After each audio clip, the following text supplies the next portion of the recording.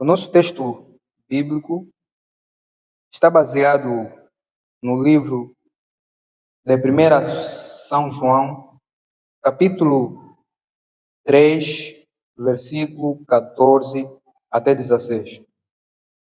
Assim diz a palavra do Senhor. Nós sabemos que já passamos da morte para a vida, porque amamos os irmãos. Quem não ama permanece na morte. Todos os que odeiam o seu irmão é homicida, e vós sabeis que nenhum homicida tem a vida eterna permanecendo nela.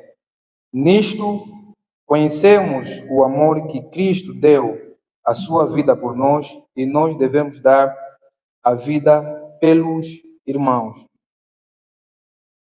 A nossa palavra, né,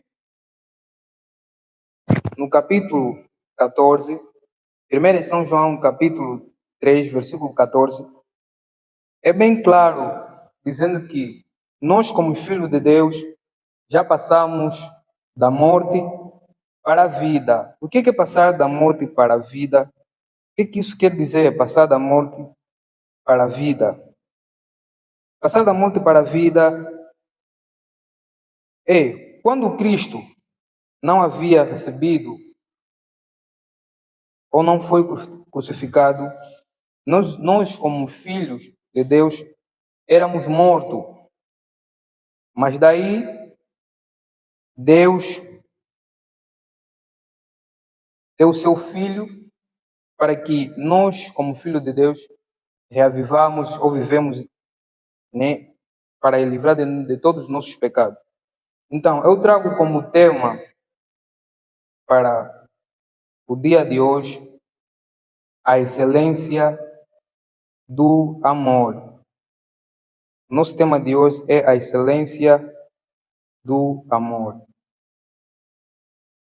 Primeiramente, vamos saber concretamente o que na Bíblia diz o que é a excelência do amor. Na Bíblia Sagrada, a excelência do amor refere-se a um amor perfeito, completo, que abrange todos os impactos da nossa vida.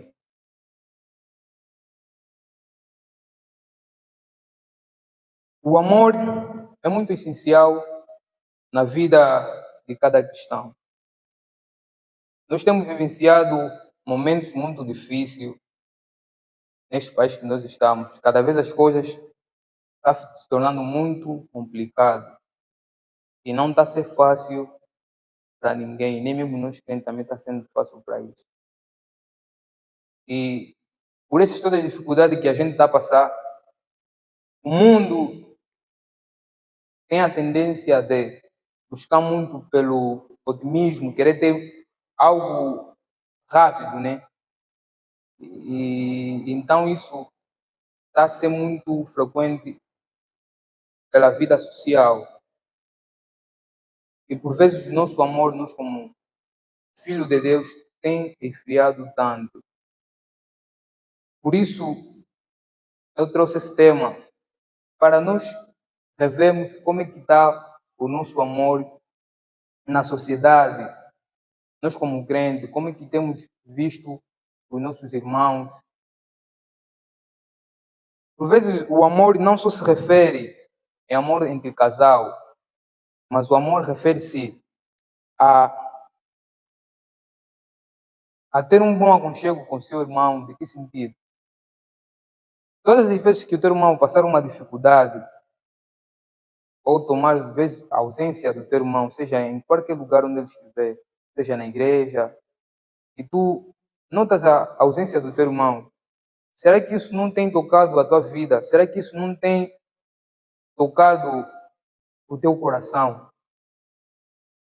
E isso, por vezes, tem a tendência de nós esquecermos o amor que Deus pede para os seus filhos. Por isso é que Cristo deu a sua vida por nós, porque Ele ama-nos e Ele se entregou, se doou de todo o seu coração para nos mostrar o quanto Ele nos ama. E aqui no capítulo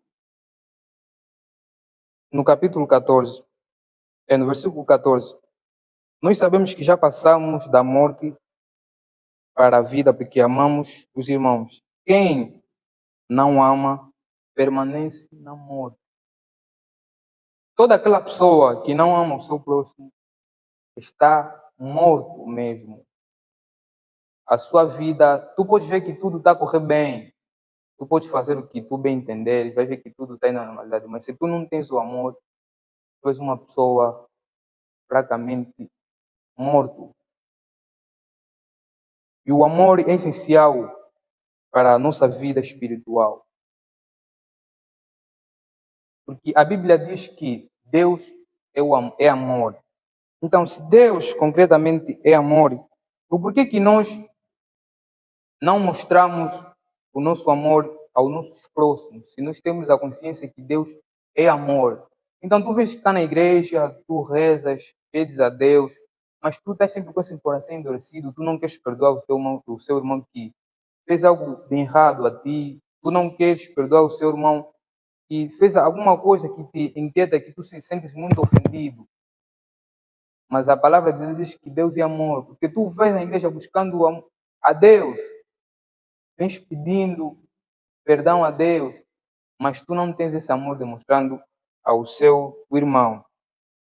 A falta de amor, especialmente o amor ao próximo, indica uma condição de morte espiritual.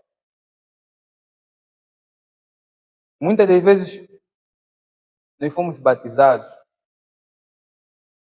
e nós, quando nos batizamos, sentimos que somos a pessoa mais imperfeita desse mundo e por vezes nós não nos controlamos. Nós não nos controlamos porque a palavra de Deus diz que o batismo é apenas um símbolo, né, daqueles que receberam Cristo como seu único Salvador. Mas o batismo não salva, o batismo não salva. O batismo apenas é um símbolo. Então, se tu sabes que o batismo é um símbolo e tu, como crente, não queres cumprir com o mandamento que Deus diz, né? Que Ele é amor, que tu amas o teu próximo como a ti mesmo. Por que tu não fazes isso, tu, como crente? Quem odeia o seu irmão é um assassino. E ninguém que mata tem a vida eterna. O amor é um mandamento de Deus, demonstrando da vida eterna. A Bíblia nos diz que o amor é um mandamento de Deus, uma obrigatoriedade. Tudo que é mandamento é uma obrigatoriedade de nós crentes cumprirmos. E se nós não cumprirmos com esse mandamento que Deus está a nos dar, a nossa vida sem esses meus mandamentos não é nada. Podemos cá estar na igreja, dar o nosso máximo, mas se não cumprirmos com o mandamento que Deus nos dá, dificilmente nós seremos uma pessoa de fervor que tem realmente Deus em sua vida. E a prova disso tudo é Cristo, né? Que se entregou na cruz e dar a própria sua vida para nos livrar dos nossos pecados. Aqui no capítulo, no versículo 15, diz,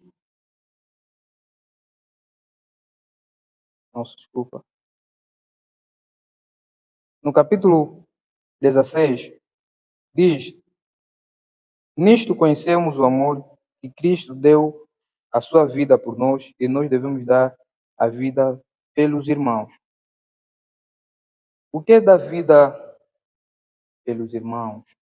O que é dar vida pelos nossos próximos? Dar vida pelos nossos próximos significa dar o nosso tempo. Se sentimos ausência do irmão na igreja, ou seja, onde ele for, pelo menos fazer um apelo ou ligar pelo irmão. Irmão, o que se passa? O que fez faltar na igreja? Porque nós sabemos, quando for uma atividade da juventude, a atividade fica cheia, aparecem tantas pessoas, e às vezes as pessoas que fazem parte dessa mesma atividade não têm aparecido no culto da juventude. Eu também me sinto um pouco culpado nesse aspecto, mas nós, se notamos a ausência desses mesmos irmãos, por que não fazemos uma ligação? Por que não perguntar o porquê que faltaste na igreja? O que fez faltar no culto da juventude? Será que nós somos só crentes de festa? Quando tem uma atividade, nós estamos lá, estamos dando o nosso melhor. Por que não mostrar o amor no trabalho de Deus? Então tu podes fazer, né, essa análise na própria sua vida como filho de Deus. Eu sei, se nós cumprimos com esse mandamento que Deus nos diz, ama o seu próximo como a ti mesmo, nós seremos uma pessoa bem capacitada e tu verás que a sua vida já não será o mesmo. E as provas disso é o mesmo. Eu, quando era do mundo, né, como dizem, nós que estamos na igreja, que estão fora, mas estamos no mesmo mundo, mas não estamos misturados.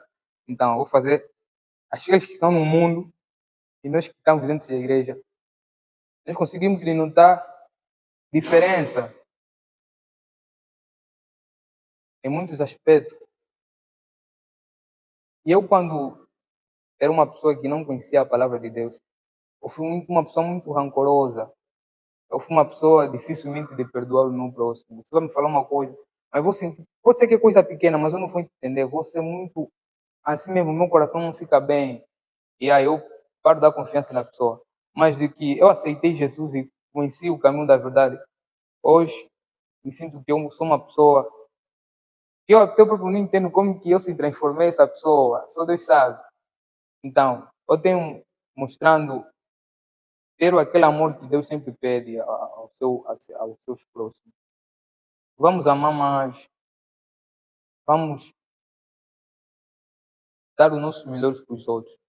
Se tu vês que teu irmão está a passar dificuldade, não é preciso o irmão vir te pedir, não, fulano, não quero isso. Tu podes constatar, tu vendo o irmão. Ajuda o teu próximo, porque nem só das obras que tu entrarás nos céus, mas por vezes também dessas mesmas obras podemos demonstrando nosso amor perante aos irmãos. E Deus abençoa-nos e possa nos dar o entendimento de entender concretamente o que é realmente o amor. Porque nós, como crentes, às vezes, muitas das vezes não entendemos quais são os mandamentos que Deus realmente nos ama ou nos manda. Por isso, vamos dar o nosso melhor na obra do Senhor, mostrando verdadeiramente o que é amor. Que Deus possa abençoar a sua palavra. Obrigado.